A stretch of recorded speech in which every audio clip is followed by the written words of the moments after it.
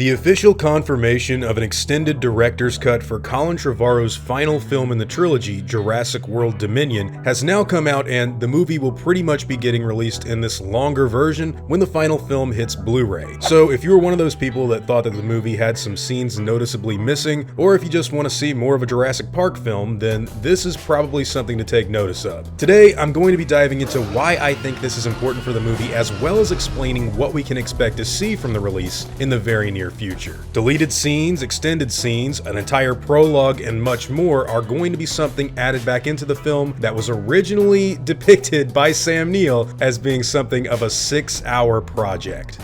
Now, before I go any further, I want to mention to you guys that today's video is sponsored by CuriosityStream, the world's first streaming service addressing our lifelong quest to learn, explore, and understand. Offering up thousands of nonfiction titles, documentaries, and exclusive originals from some of the world's best filmmakers, this is the place to find fascinating stories that are entertaining without any of the reality show nonsense. CuriosityStream is the Netflix for nerds, the Hulu for history buffs, and the Disney Plus for the scientists in us all, and at under $20 a year, it's extremely affordable, coming out to about $1.67 per month. Now, this has always been the perfect sponsor for my channel due to their wide selection of dinosaur documentaries, just like this one from Ancient Earth, which is seriously cool, by the way, because it features dinosaurs and other prehistoric animals in the snow, kind of like Dominion, only this time with stuff like Cryolophosaurus, which I've always thought was an extremely cool animal. CuriosityStream is the entertainment brand for people that want to know more, and it's available on Roku, Android, Xbox, iOS, Chromecast, Amazon, Apple, and several smart TVs as well. New shows come out every week, so whether you want to learn about science, sports, music, technology, nature, or history, you can find all that stuff on CuriosityStream. Just go to curiositystream.com/Clayton for unlimited access to the world's top documentaries and nonfiction series, and just for you guys, use promo code Clayton and you'll save 25% off, which comes out to only $14.99 a year. So click the link below or go to curiositystream.com/Clayton and save 25% off right now. It's extremely affordable, and I do think you guys are going to get a kick out of it. So once again, thank you to CuriosityStream for sponsoring today's video. Now, back to Jurassic Park. Hey guys, hope you're all doing well. Now, for today's video, I do want to talk about what's included in this extended cut of the movie. As many of you know, I wasn't the biggest fan of Dominion. I don't hate it, and I understand why some people hate it. I understand why some people love it. Personally, I do think structurally it's an incredibly weak film, and while it does have a lot of really cool set pieces like the Therizinosaurus scene, the Malta bike chase is really cool, and of course, that prologue that I was really praising last year, it's unfortunate that we never got to see this film in all of its rightful glory. I do really like the fact that Dr. Ian Malcolm is back proper in some Lost Worldy style scenes. I like the fact that Grant's there, but honestly, I do feel like I want my longer cut of Jurassic World Dominion, and I don't think there's anything wrong with saying that. Now, this film does have a lot added back into it, but it's not what you think. If you're someone that actually believes that this movie is going to be like 4 to 6 hours, Zack Snyder style, like what he did to the Justice League, I'm sorry to say this, but that's not what they're doing with Dominion. Did they really shoot 6 hours of footage? Well, actually, it's possible, because we know that on set, a lot of the movie was actually done improv, with Ian Malcolm's lines in particular going back and forth with things that he would add in. Jeff Goldblum really knows that character front and back, so it wouldn't shock me if they shot different versions of scenes that added up to at least around 5 hours in length. And there's also deleted scenes that we have to talk about, such as the ones that are going to be added back into the movie. Most notably, I have heard of a couple more dinosaur things that are going to be in the film. I don't know if it's anything substantial, although there is one particular scene in Malta that's interesting to me. A lot of it's actually character stuff. Alan Grant's introduction in Jurassic World Dominion seems kind of choppy when you get to like, it just, if you go back and watch that movie, Grant just kind of shows up. There's no like great character reveal like there is with Dr. Sattler or Ian Malcolm. So yeah, there's more of that. There's a lot more of character development for who I believe will be Lewis Dodson, which is important. I still think that they should have placed his death after that final battle, and speaking of the final battle, we're gonna get that prologue that actually safely integrates the whole setup, build-up, and execution of what happens at the end of the film. Now, if you don't know much about making a movie or how these things get cut up to like a final release, Colin Trevorrow talked about how sacrifices had to be made on this movie, and it looks like they simply wouldn't let him release Dominion in its full form, which is closer to 3 hours. So what they did was they chopped the beginning of the movie out of it, put it in front of Fast and Furious 9 last year to generate buzz, and then that way when you see this movie, It opens on a very quick Mosasaurus attack before going into some expository dialogue with a influencer for Now This. So why is this the lesser version of Jurassic World Dominion? If you go back to that prologue scene, this basically opens up the movie in an incredibly different way, and not only does it build up what happens at the end, but it actually helps establish a sort of cadence and tone to Jurassic World Dominion that is currently just completely missing. I want you to think about other films in the franchise, like Jurassic World from 2015, for example. Imagine if the beginning of that movie where the Indominus Rexes were hatching out of the eggs, they just cut that, and instead you open up on the house and get the happy dialogue of Gray, Zach, and his family talking about, you know, the trip before they go to Jurassic World. Not exactly the kind of tone you'd want to open up a Jurassic Park movie with, right? Sure, you may think it doesn't matter and we don't necessarily need to see the Indominus Rex hatching and have a foreboding beginning to the movie, but rest assured that would be a different and, in my opinion, lesser version of Jurassic World than what we got. Something much more interesting and something that I actually think really dovetails into Dominion. Imagine Jurassic World Fallen Kingdom, but instead of opening on that sick, badass Jurassic Park T-Rex attack that has these people going after the Indominus Rex rib bone and a Mosasaurus lagoon stuff, all that stuff, get rid of it.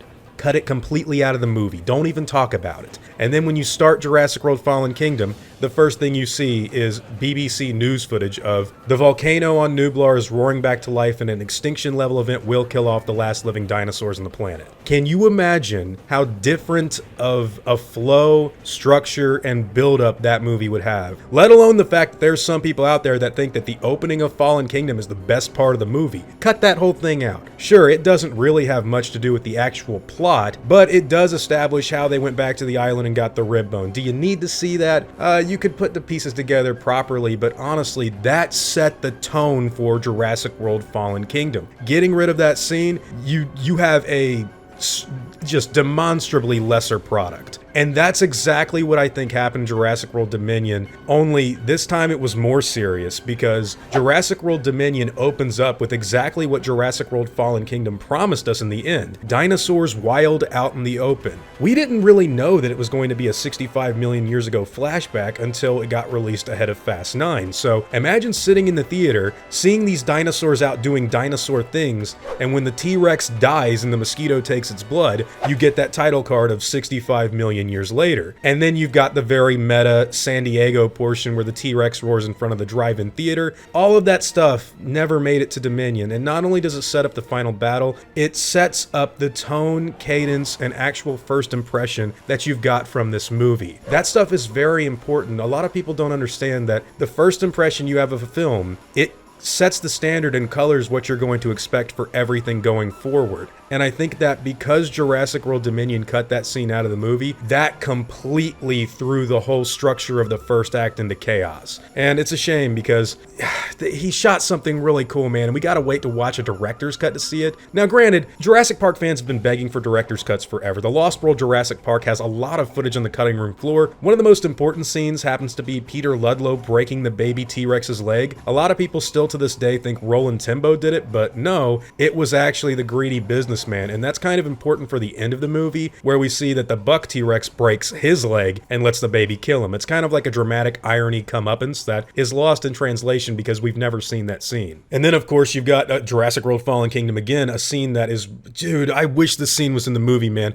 I know people complained about that film being dark and gothic, but Iris, Maisie's caretaker, kind of disappears in the third act. Even though she is given like a reason to, they're like, oh, you're fired. Well, she wasn't going to leave originally. Geraldine Chaplin actually talked about how she got killed by the Indoraptor, and we even have some ILM pictures to prove it. So this was going to be the scene where Maisie runs away from the Lockwood Museum and up the stairs. Iris was apparently supposed to jump in front of Maisie, try to protect her from the... Oh man, I'm thinking about this scene. This would have been so perfect because Iris gets killed. And I know it's dark. I know it's even like more serious than the Eddie Carr death in The Lost World. But then Maisie runs up the stairs and the Indoraptor follows her and like knocks down the portrait of Mary Shelley from Frankenstein and everything on its way. You know, to John Hammond's. Dude, director's cuts in Jurassic Park need to be a thing. We need all of these films in their completed versions, but it is good to finally see that at least one of them, I know it's like one of the most serious ones, the final film in a trilogy, Jurassic World Dominion's going to be getting it. And look, honestly, I think that this is going to elevate the material. I don't think that it's kind of, I don't know who would argue for the fact that, nah, we should just live with the normal cut. We don't need extended cut. This film is the film and the film is the film. Look, if you know anything about movie making, you know that they call the edit the final rewrite, because you really can rearrange scenes and recontextualize events to make a stronger movie. Now, I know a lot of people in today's day and age like to blame every shortcoming on a film as just being the writing. We constantly say, oh, it's the writing, it's the writing, it's the writing, and that's true. The writing's the skeleton of the movie. You can take a movie that has kind of a wonky script and you can elevate that material gigantically by just rearranging scenes. That way dialogue doesn't come off as clunky because it's in a different area of the film. That way some events actually flow together better. And I've talked about this before about doing my own cut of Jurassic World Dominion. I'm going to wait to see what all of the scenes actually are when they get released. And honestly, I'm probably going to do it myself because I can see in this movie, in a similar way to Batman v Superman, or even, I don't know, Zack Snyder's Justice League, there is a much better film in the movie. There's a lot of great ideas in Dominion. I like the elements of Prey and Michael Crichton's Andromeda Strain that are in this film. I do like the fact that it's carrying on ideas from Jurassic World Fallen Kingdom. It's just the execution to me in the edits, and there's obviously some, the film, I don't think I can ever elevate it to the level I was expecting. I do think that this extended cut is very, very important from the movie, and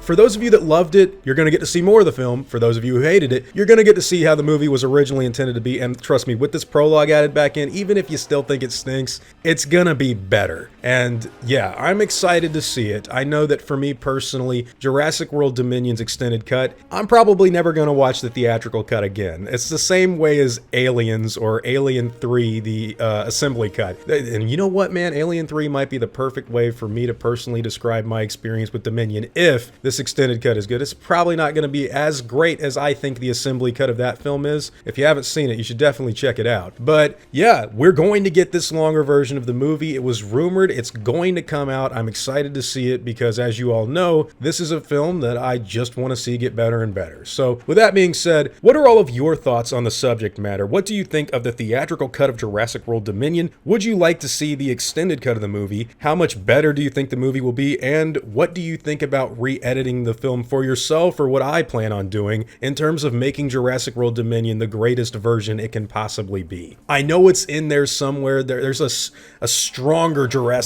Park movie, and really there's a stronger Jurassic Park movie in all of the sequels with those added scenes back in. Imagine a 3-hour version of The Lost World. What if we got to see the T-Rex break out on the SS Venture, where the forklift hits its tail and it just rises up out of the cage and just attacks people? We know that stuff was planned, but hey, whatever your own thoughts and opinions happen to be, I'd love to hear them in the comments down below.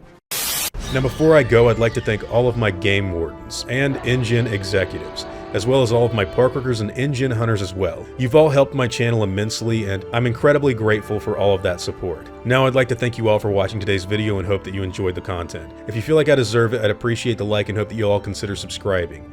I'll see you all in the next video, guys, and as always, take it easy.